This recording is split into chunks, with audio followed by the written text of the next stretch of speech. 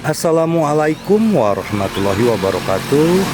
Hari ini kita jalan-jalan ke kebun. Bab 553. Tiga pedang datang bersamaan. Ye Guan menyingkirkan Naji dan melihat Naji di tangannya, merasa sangat tersentuh di hatinya. Bibi ini orang baik, sayang sekali dia masih mewaspadai bibi ini. Saat ini, Xiao Jing tiba-tiba berkata, "Anak kecil, bagaimana kalau membantuku?" Merasa bersalah pada awalnya, Ye Guan mendengar ini tanpa ragu-ragu dan berkata dengan cepat, kata bibi. Xiao Jing berkedip, "Apakah kamu punya keturunan?" Zuyuan, Ye Guan tertegun sejenak, lalu mengangguk, "Iya." Xiao Jing berkata dengan serius, "Bisakah kamu meminjamkanku sedikit?" "Pinjam asal leluhur." Ye Guan tiba-tiba ragu-ragu. Benda ini sangat berharga. Ini, Xiao Jing menghela nafas dengan suara rendah. "Lupakan saja. Aku tahu kamu takut aku tidak akan membalas budi kamu. Aku mengerti. Bagaimanapun, nenek moyang kita sangat berharga. Meskipun kita adalah bibi dan keponakan, dan darah lebih kental dari air, kita masih harus waspada terhadap orang lain. Aku mengerti, kamu." Mendengar ini, Ye Guan tersenyum pahit, lalu berkata, "Bibi Xiao Jing, bukan itu maksudku." Xiao Jing tersenyum dan berkata, "Tidak apa-apa, bibi hanya bercanda. Jangan dianggap serius." Ye Guan membuka telapak tangannya, dan gumpalan asal-usul leluhur muncul di tangannya.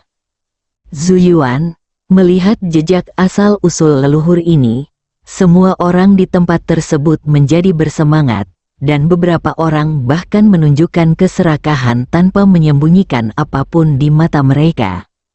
Meskipun Dao Feins dan Dao Yuan Crystal juga biasa bagi mereka, mereka jauh lebih rendah dari Zuyuan.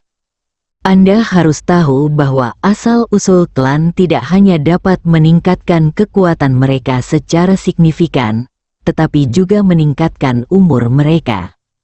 Siapapun yang memasuki arus balik waktu dan tahun pada dasarnya akan berumur pendek. Ye Guan menyerahkan untaian asal leluhur kepada Xiao Jing dan berkata sambil tersenyum, "Bibi, untaian asal leluhur ini diberikan kepadamu." Xiao Jing sedikit terkejut. "Berikan padaku?" Ye Guan mengangguk. "Kamu dan aku memiliki darah yang lebih kental daripada air. Dan kita adalah saudara dekat, terlalu berlebihan untuk mengatakan bahwa kita terlalu berbeda satu sama lain. Aku akan memberimu untaian asal-usul leluhur ini." Xiao Jing memandang Ye Guan, "Apakah kamu yakin?" Ye Guan tersenyum dan berkata, "Apa yang tidak pasti tentang ini?" Setelah mengatakan itu, dia meletakkan untaian asal-usul leluhur ke tangan Xiao Jing dan berkata, "Ini." Melihat untaian asal-usul leluhur di tangannya, Xiao Jing terdiam beberapa saat, lalu dia melirik ke arah Ye Guan dan tidak berkata apa-apa. Ye Guan langsung mengganti topik, "Bibi, apa rencanamu selanjutnya?" Xiao Jing tersenyum dan berkata, "Mari kita lihat dulu." Ye Guan mengangguk, "Aku ingin kembali mencari adikku dan yang lainnya." "Kamu?" Xiao Jing tersenyum dan berkata, "Masih ada beberapa hal yang harus kita lakukan." Ye Guan mengangguk, "Bibi Jing, kita akan bertemu lagi nanti." Setelah mengatakan itu, dia berbalik dan pergi dengan pedangnya. Melihat Ye Guan menghilang di ujung sungai waktu yang panjang di kejauhan, Xiao Jing terdiam beberapa saat, lalu dia melirik Zuyuan di tangannya dan tersenyum tipis. Sisi lain, Ye Guan bergegas kembali bersama Xiao Ta. Saat ini, Xiao Ta tiba-tiba berkata, "Dia menipumu." Ye Guan berkata dengan tenang, "Saya tahu." Xiao Ta sedikit tidak percaya. "Kamu tahu, kamu memberinya asal-usul leluhurnya. Ye Guan berkata pelan, apalagi, Xiao Ta bertanya, apa maksudmu? Ye Guan menghela nafas dengan suara rendah, Tuan Ta, bisakah kita mengalahkan bibi ini? Xiao Ta berkata, saya tidak bisa mengalahkan dia. Ye Guan Dao, karena kamu tidak bisa mengalahkannya, mengapa tidak memberikannya saja padanya? Xiao Ta berkata, kamu tahu dia tidak akan mengembalikannya, jadi kamu memilih untuk memberikannya padanya. Ye Guan tersenyum dan berkata, sebenarnya, tidak apa-apa. Bagaimanapun juga, dia adalah bibiku. Memberinya sepotong keturunan bisa dianggap sebagai pemberian kepada salah satu dari kalian sendiri, jadi tidak rugi. Salah satu milik kita sendiri, karena Anda adalah salah satu dari Anda sendiri, mengapa Anda harus begitu peduli? Xiao Ta tidak berkata apa-apa lagi. Dia hanya mengatakan bahwa lelaki kecil ini cukup baik pada bangsanya sendiri dan tidak akan mempermainkan atau menipu. Ye Guan mempercepat dan berubah menjadi cahaya pedang dan menghilang di ujung sungai waktu yang panjang di kejauhan. Namun, tidak lama setelah dia berjalan, dia mengerutkan kening karena dia menemukan ada aura misterius di sekelilingnya. Yang akan datang, Ye Guan memegang pedang King Xuan erat-erat dan melihat sekeliling dengan dingin, diam-diam waspada di dalam hatinya. Ledakan, pada saat ini, ruang dan waktu di depannya tiba-tiba runtuh, dan dalam sekejap, dia sudah berada di langit berbintang luas yang tidak diketahui. Tidak jauh di depannya, berdiri seorang lelaki tua berjubah dewa. Lelaki tua itu memegang tongkat di tangan kanannya dan mengenakan jubah merah di kepalanya. Wajah Ye Guan menjadi gelap. Astaga, orang-orang kuat dari jajaran dewa ada di sini. Orang tua berjubah dewa memandang Ye Guan tanpa basa-basi. Dia memegang tongkat sihir di tangannya dan mengarahkannya ke Ye Guan. Ledakan, pada titik ini, waktu dan ruang di depan Ye Guan tiba-tiba terbelah, dan saat berikutnya, guntur dan kilat berdarah terbang langsung. Mata Ye Guan tiba-tiba menyusut, dan dia menebas ke depan dengan pedangnya. Ledakan, saat pedang jatuh, guntur dan kilat langsung terkoyak, tapi Ye Guan juga terguncang ke tanah oleh kekuatan yang kuat dan mundur dengan keras.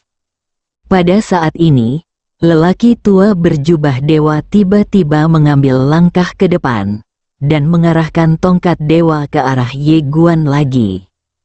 Klik, tiba-tiba, ruang dan waktu di sekitar Ye Guan terbelah, dan kemudian, guntur dan kilat berdarah yang tak terhitung jumlahnya terbang langsung, dan kemudian melesat ke arah Ye Guan.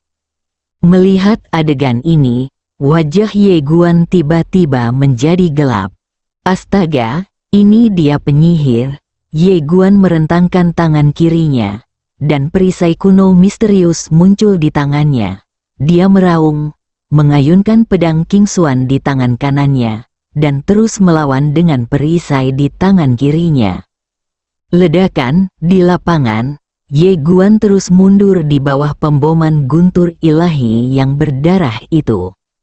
Saat Ye Guan mundur dengan keras, mata lelaki tua berjubah dewa itu tiba-tiba tertutup perlahan, tubuhnya perlahan-lahan naik ke udara, dan dia diam-diam melafalkan mantra kuno. Secara bertahap, formasi berdarah besar dalam bentuk bintang berujung 6 muncul di langit berbintang. Melihat pemandangan ini, Ye Guan yang sedang mundur dari kejauhan tiba-tiba terkejut.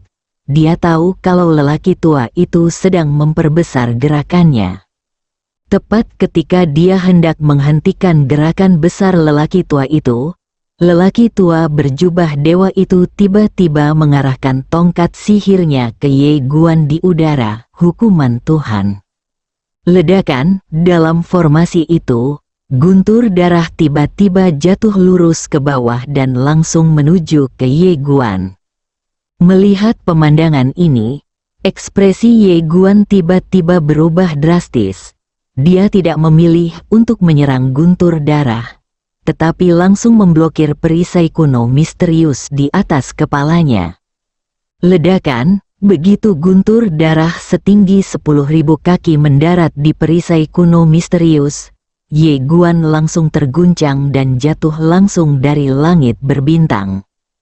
Pada saat ini, lelaki tua berjubah dewa tiba-tiba melambaikan tongkatnya dan berkata, "Penjara." Di bawah, Ye Guan, yang jatuh dengan cepat, tiba-tiba mengerutkan kening. Karena dia menemukan petir misterius berwarna darah tiba-tiba muncul di ruang dan waktu di sekitarnya. Petir berdarah ini seperti sangkar, menempatkan area di mana dia berada di hukuman mati. Berdiri. Melihat ini, Ye Guan mengangkat tangannya dan menebas dengan pedangnya. Tertawa, saat pedang itu ditebas, petir berdarah di depannya terkoyak dan membuka lubang. Melihat pemandangan ini, lelaki tua berjubah dewa di kejauhan tiba-tiba mengerutkan kening. Dia tiba-tiba mengambil langkah ke depan dan mengarahkan tongkatnya ke Ye Guan. Ledakan, pilar guntur tiba-tiba jatuh dari langit dan langsung menuju ke Ye Guan. Di udara, Ye Guan tiba-tiba mengangkat kepalanya. Saat berikutnya, tubuhnya menjadi ilusi. Dalam sekejap, ribuan cahaya pedang ditembakkan dari depannya, dan kemudian menyatu menjadi pedang. Bang! Pedang ini dengan paksa memotong pilar guntur menjadi beberapa bagian. Di saat yang sama, sosok Ye Guan gemetar dan berubah menjadi cahaya pedang untuk membunuh di depan lelaki tua berjubah dewa. Orang tua berjubah dewa sedikit menyipitkan matanya, dan perisai guntur berdarah segera muncul di depannya. Bang! Ketika pedang Ye Guan menembus perisai guntur berdarah, perisai guntur berdarah itu meledak dan berubah menjadi pecahan petir yang tak terhitung jumlahnya yang berhamburan kemana-mana.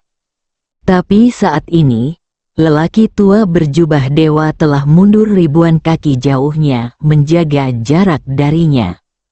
Mata lelaki tua berjubah dewa tertuju pada pedang King Xuan di tangan Ye Guan. Melihat pedang King Xuan di tangan Ye Guan, dia sedikit mengernyit. Pada saat ini, dia sedikit terkejut, karena pedang Ye Guan benar-benar dapat mematahkan guntur hukuman ilahi miliknya. Kamu memandang lelaki tua berjubah itu, tubuhnya gemetar, dan dia menghilang menjadi sinar cahaya pedang lagi.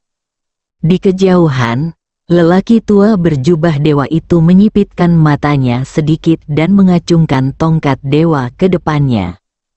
Ledakan, sepotong petir tiba-tiba keluar dari tongkatnya seperti air pasang. Ledakan, potongan petir langsung dipotong-potong oleh pedang King Xuan di tangan Ye Guan. Tapi sebelum dia bisa bahagia, guntur yang menyala-nyala tiba-tiba menyapu. Ekspresi Ye Guan tiba-tiba berubah dan dia dengan cepat mengangkat perisainya. Bang! Saat suara gemuruh bergema, kekasih Ye Guan diguncang ribuan kaki jauhnya dengan perisainya. Begitu dia berhenti, api dan guntur kembali menyerang di depannya. Tatapan ganas melintas di mata Ye Guan, dan King Xuan tertegun. Pedang itu dimasukkan ke dalam sarungnya. Lalu pedang itu ditarik dan disayat berulang kali. Teknik memotong pedang berdengung. Saat suara pedang bergema, cahaya pedang yang tumpang tindih langsung mengenai api dan guntur. Ledakan, cahaya guntur yang menyala-nyala langsung pecah, berubah menjadi energi yang tak terhitung jumlahnya dan menyembur ke sekeliling. Di kejauhan, lelaki tua berjubah dewa melihat pemandangan di depannya, dan wajahnya tiba-tiba menjadi gelap. dia menatap pedang King Xuan di tangan Ye Guan, dan hatinya berubah dari keterkejutan menjadi keterkejutan. Guntur dewa api miliknya adalah objek dewa tingkat penciptaan, tetapi ia tidak dapat menahan kekuatan pedang ini. Apakah pedang ini merupakan benda ketuhanan yang berada di atas alam ciptaan? Pria tua berjubah dewa itu mengerutkan keningnya dalam-dalam. Di kejauhan, Ye Guan, yang terlempar, terlihat sedikit serius. Meskipun dia memiliki pedang King Xuan, kekuatan lelaki tua di depannya juga menakutkan lawan tidak memberitahunya tentang pertarungan jarak dekat. Dia memiliki pedang King Xuan yang juga sulit untuk membunuh lawan. Jangan lama-lama, kamu melihat sekeliling dan memutuskan untuk mundur dulu. Prioritas utama sekarang adalah menemukan suster dan yang lainnya. Namun, begitu dia mendapatkan ide ini, tiba-tiba, 3 aura yang sangat menakutkan dan kuat muncul di ruang dan waktu sekitarnya. Dan kemudian, patung dewa sepanjang 3.000 kaki muncul di sekelilingnya. Melihat ketiga patung tersebut, wajah Ye Guan tiba-tiba menjadi gelap. 3 jenderal ilahi, astaga, aduh, terjadi lagi. Tidak ada jalan keluar. Ye Guan memandang ketiga patung itu dengan dingin, dan tepat ketika dia hendak mengambil tindakan, tiba-tiba, waktu dan ruang di belakangnya terbelah, dan kemudian, 3 wanita perlahan keluar. Saat dia melihat ketiga wanita itu, Ye Guan tercengang. Itu adalah ketiga bibinya. Kamu King, tukang daging. Takdir gaun putih. Ketiga pedang itu tiba bersamaan. Bab 554. Saya menginginkan seorang anak. 3 pedang berkumpul. Ye Guan tercengang melihat adegan kendo tersebut. Apakah ketiga bibi ada di sini? Di seberangnya, lelaki tua berjubah dewa itu mengerutkan kening. Matanya tertuju pada Ye King dan 3 orang lainnya, dengan sedikit kesungguhan di matanya. Orang tua berjubah dewa hendak berbicara, tetapi pada saat ini, Ye King tiba-tiba menghilang. Berdengung, suara pedang tiba-tiba bergema dari lapangan.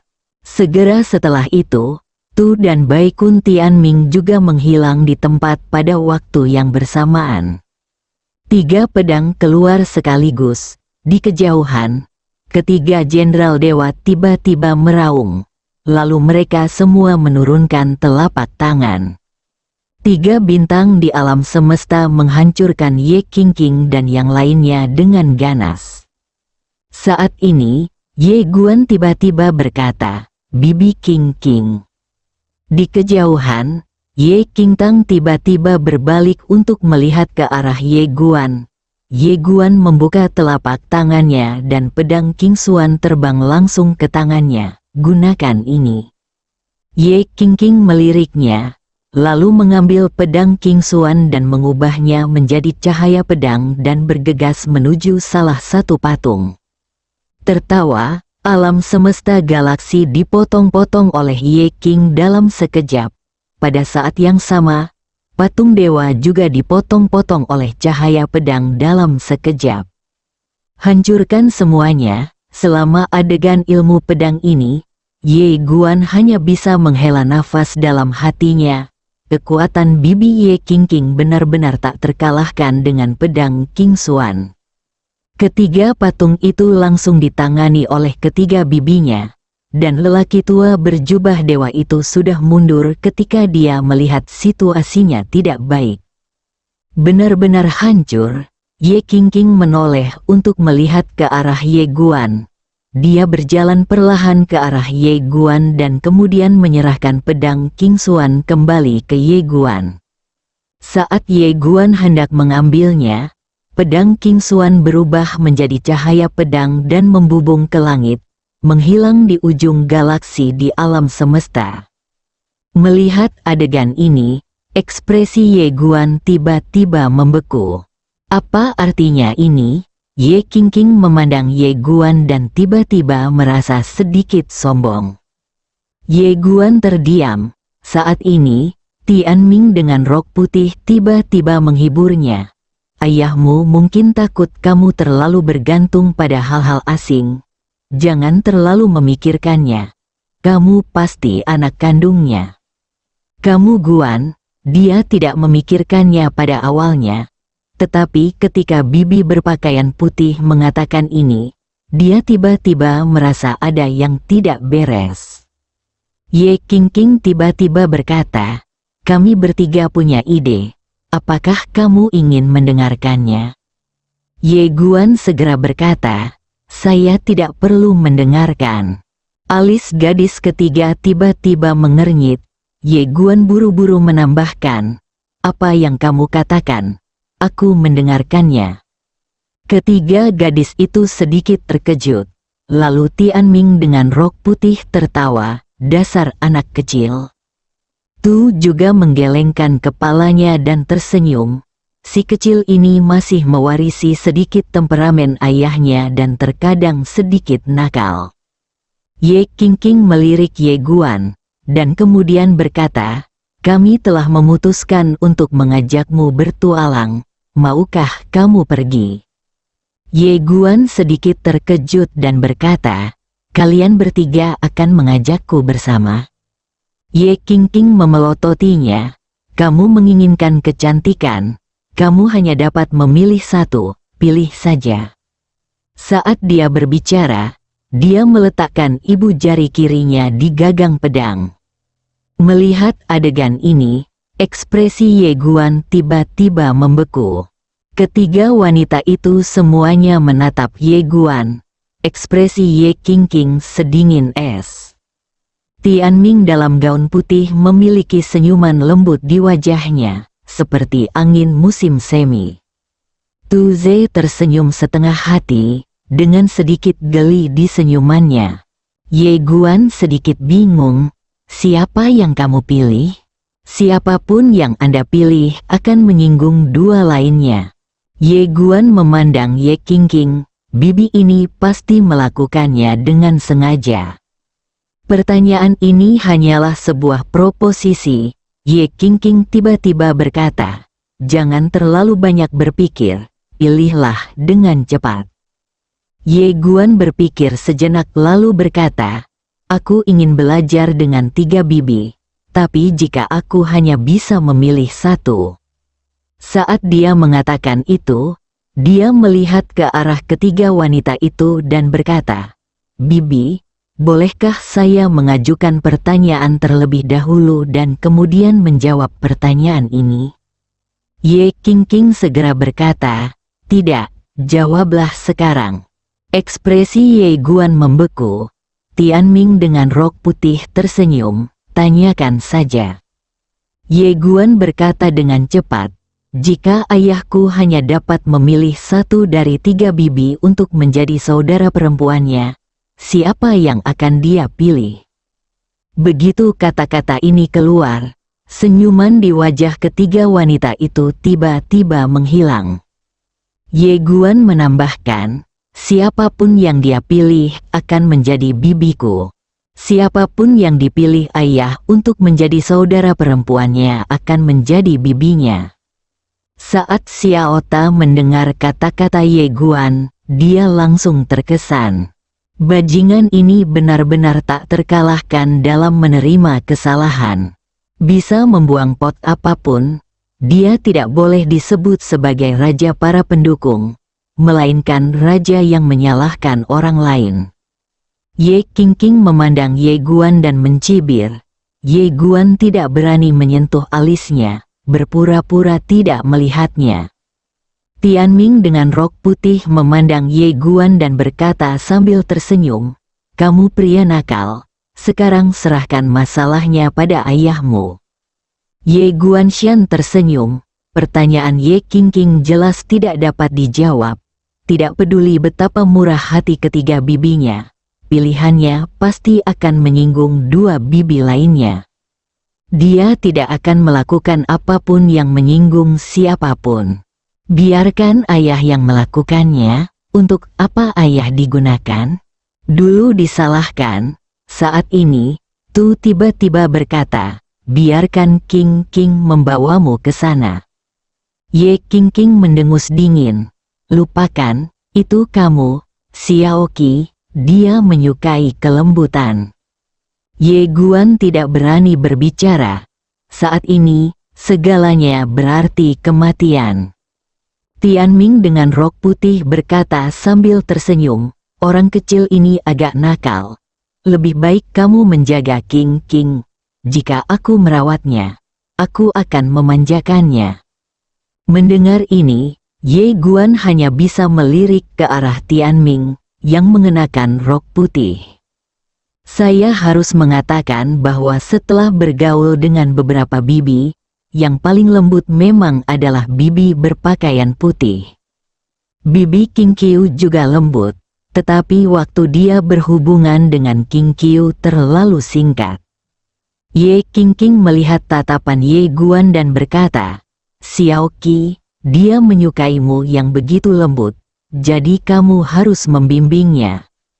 Xiaoqi dan Tu saling berpandangan, lalu menggelengkan kepala dan tersenyum. Mengapa bibi dan keponakan ini masih kesulitan? Ye Guan tiba-tiba berkata, bagaimana dengan ini? Masing-masing dari ketiga bibi akan membawaku sebentar. Aku juga ingin belajar dari ketiga bibi. Mendengar perkataan Ye Guan, Bai Kun Tianming tersenyum dan berkata, saran ini bukan tidak mungkin. Tu mengangguk, oke. Ye King menatap Ye Guan dengan ringan dan tidak berkata apa-apa. Mendengar ini, senyuman tiba-tiba muncul di wajah Ye Guan.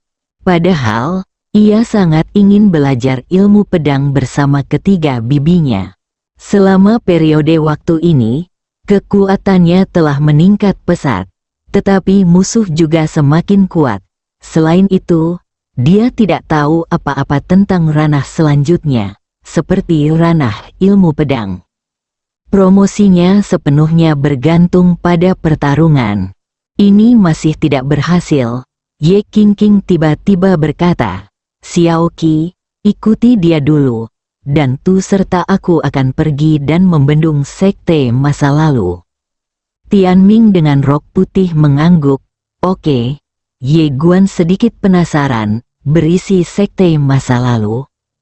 Ye King memandangnya dengan ringan, dan kemudian berkata, lain kali kita bertemu, aku ingin bersaing denganmu, jadi bersiaplah secara mental.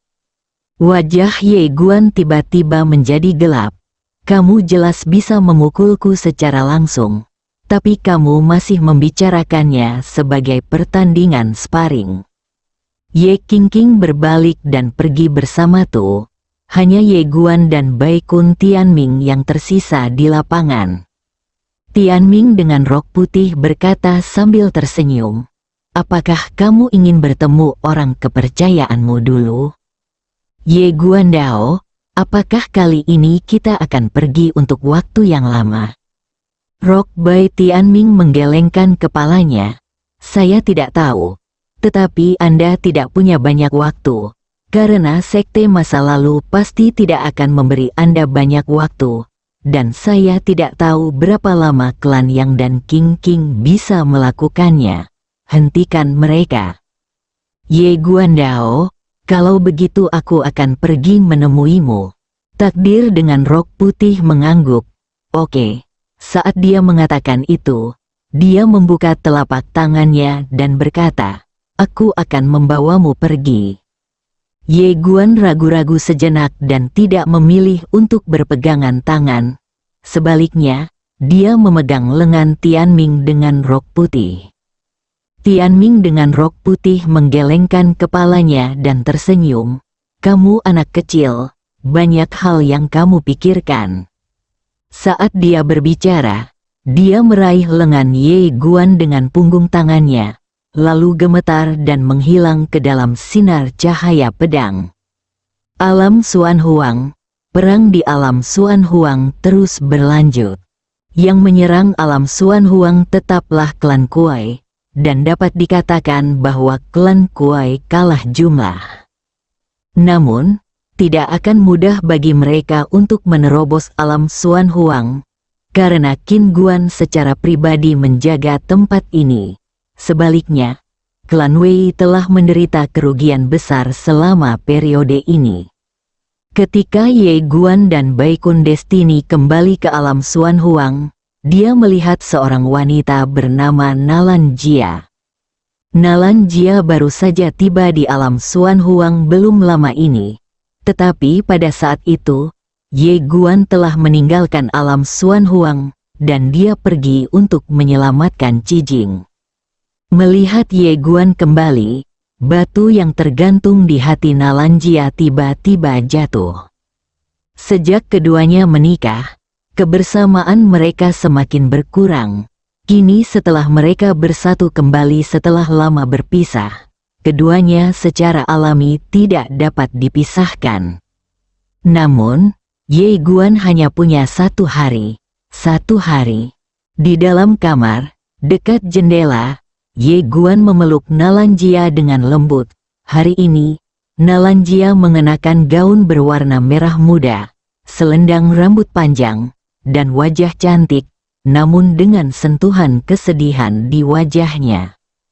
Karena aku baru tahu kalau Ye Guan akan segera pergi. Ye Guan berkata dengan lembut, bagaimana situasi di Guangxuan Universe sekarang? Meskipun dia adalah raja alam semesta Guangxuan, sejujurnya, dia pada dasarnya tidak memiliki kendali atas urusan alam semesta Guangxuan. Sejak saya mewarisi bisnis keluarga, saya terus berjuang atau sedang dalam perjalanan untuk berjuang. Itu terlalu sulit, Nalan Jia berkata dengan lembut, segala sesuatu di Akademi Guangxuan baik-baik saja. Jangan khawatir. Saat dia berbicara, dia membuka telapak tangannya, dan seberkas energi pedang muncul di telapak tangannya. Inilah nasib Sukun yang tersisa untuknya hari itu. Energi pedang ini berbeda dengan energi pedang lainnya. Energi pedang ini tidak akan hilang setelah digunakan sekali, tetapi akan selalu ada. Tentu saja hanya muncul saat Nalan Jia dalam bahaya. Bisa dibilang ini adalah jimat terkuat saat ini. Nalan Jia menyerahkan energi pedang kepada Ye Guan, simpanlah. Ye Guan menggelengkan kepalanya. Nalan Jia ingin mengatakan sesuatu yang lain, tapi Ye Guan Dao berkata, simpan apa yang diberikan bibiku padamu. Nalan Jia menoleh untuk melihat Ye Guan, kamu lebih berbahaya di luar. Ye Guan tersenyum dan berkata, bahaya bagiku dapat membantuku tumbuh lebih baik. Jika sinar energi pedang ini ada dalam diriku, maka aku tidak perlu takut. Dengan gumpalan energi pedang di sekitarnya, dia tidak akan memperhatikan siapapun kecuali wanita berjubah putih. Nalan Jia tiba-tiba berbisik, saya ingin punya anak. Anak, Ye Guan tercengang. Nalan Jia memandang Ye Guan, apakah tidak apa-apa? Ye Guan mengangguk dan langsung melemparkan menara kecil itu. Xiaota, di luar jendela, sambaran petir setebal pilar menembus langit yang dalam seperti lubang hitam. Tetesan air hujan mulai turun perlahan. Hujan mulai sangat kecil, turun dengan lembut dan perlahan, dan guntur juga sangat kecil, tidak keras.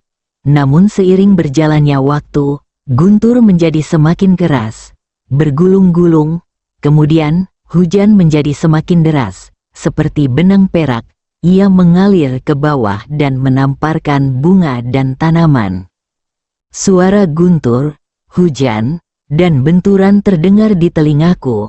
Entah berapa lama, tapi saat guntur yang keras bergema, hujan turun seketika, seperti tanggul yang jebol dan mengalir deras ribuan mil.